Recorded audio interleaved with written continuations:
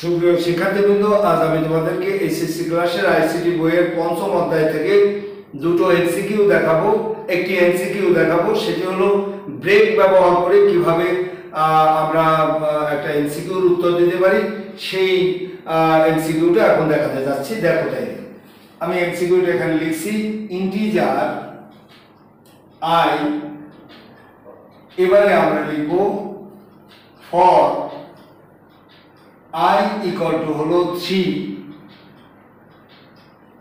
I less or equal হচ্ছে আমাদের 14, এবারে হলো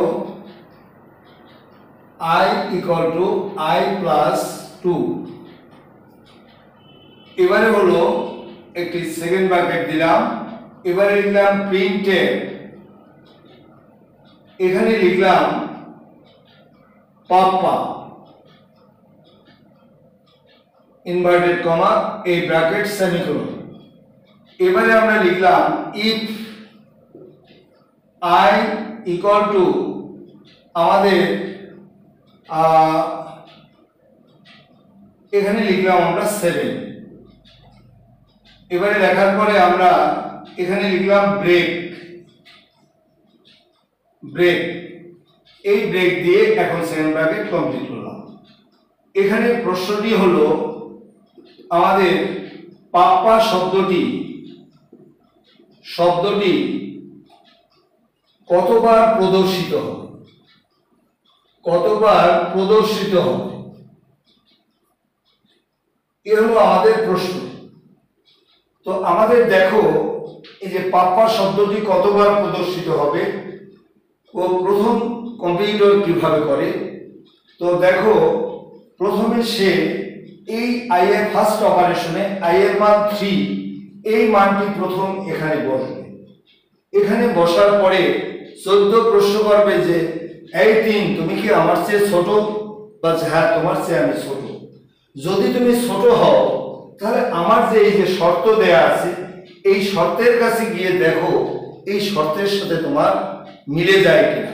তখন বলছে না, শর্তের সাথে তোমার মেলে না, কিন্তু তোমার শর্তে যে মানটি দেওয়া আছে তার চেয়ে আমি ছোট, সে কারণে এই ছোট মানটি আমরা গ্রহণ করব। এই 3 আমরা গ্রহণ করলাম। এবারে সেকেন্ড অপারেশনে এই 3 চলে যাবে এই জায়গায়, 3 আর 2 5 এখানে চলে আসছে। 14 প্রশ্ন করছে 5 তুমি কি আমার চেয়ে ছোট, বলছে হ্যাঁ তোমার চেয়ে আমি ছোট।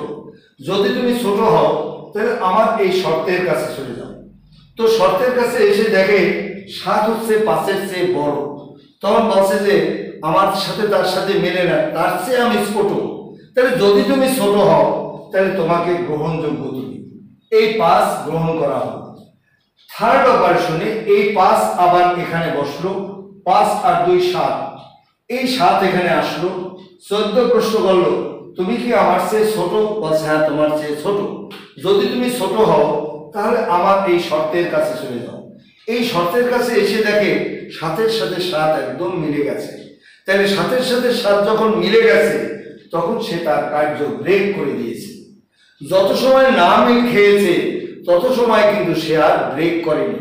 যেই 7-এর সাথে 7 মিলে গেছে অমনি তার কার্যক্রম ব্রেক করে দিয়েছে। তাহলে 7-এর জন্য ব্রেক হলো। এই ব্রেক হওয়ার পরে আর সামনের দিকে সে অ্যাডভান্স হবে না, ব্রেক হয়ে গেছে তার। তাইলে এবারে আমাদের দেখো 3-এর জন্য একবার গ্রহণযোগ্য হলো, 5-এর জন্য গ্রহণ হলো, 7-এর সময় ব্রেক হয়ে গেল। তাহলে আমরা বলতে পারবো এই পাপ্পা শব্দটি আমাদের 3 বার প্রদর্শিত হবে। এভাবে প্রত্যেককে সুন্দর করে কনসেপ্ট একদম ক্লিয়ার করে আমাদের বুঝতে হবে যে জিনিসগুলো মূলত কি, আসলে কিছুই না। যদি একটু সুন্দর করে তোমরা বোঝো তাহলে এগুলো তোমাদের জন্য সহজ হয়ে যাবে। এবারে আমি এই সাথে আরো একটু জিনিস দেখাবো, সেটি হলো এইখানে যদি এই মানটি 4 দিয়ে দেওয়া হয়, এবারে 4 দিয়ে দিলে পরে এবারে যদি বলে যে এবারে তোমার এই পাপ্পা শব্দটি কতবার প্রদর্শিত হবে, তাহলে তুমি আগের নিয়মে করে যাও।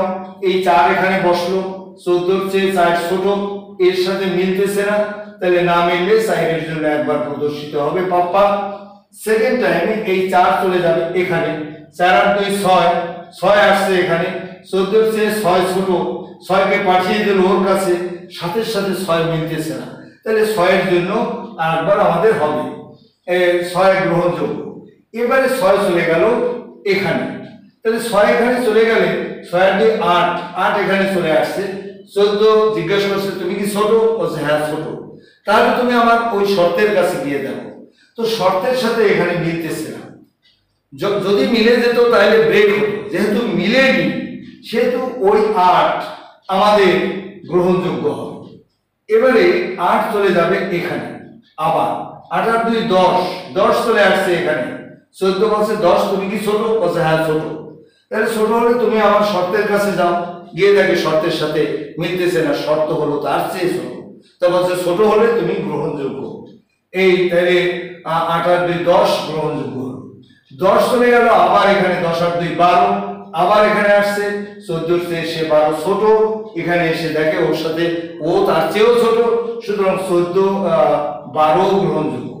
12 পরে এখানে চলে গেছে আবার 12, 12 আর 2 14, 14 এখানে আসতে পারে, 14 সাথে 14 দেখা গেছে একদম মিলে গেছে, 14 14 সমান হয়ে গেছে, তাহলে এই 14 এর জন্য একবার প্রদর্শিত হবে। এবারে 14 যদি এখানে যায়, 14 আর 2 16, 16 এখানে আসছে, তো 14 এর চেয়ে 16 বড়, বলছে তুমি এই লুপের বাইরে চলে যাও, তুমি আমার চেয়ে বড়।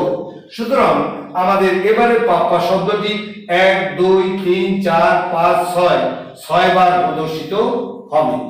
এভাবে আমার এই ভিডিওগুলো দেখে সুন্দরভাবে তোমরা এটাকে পরীক্ষার সময় যদি এগুলো দেখে নাও, তাহলে তোমাদের জন্য অনেক সুবিধা হবে, অনেক সহজ হয়ে যাবে।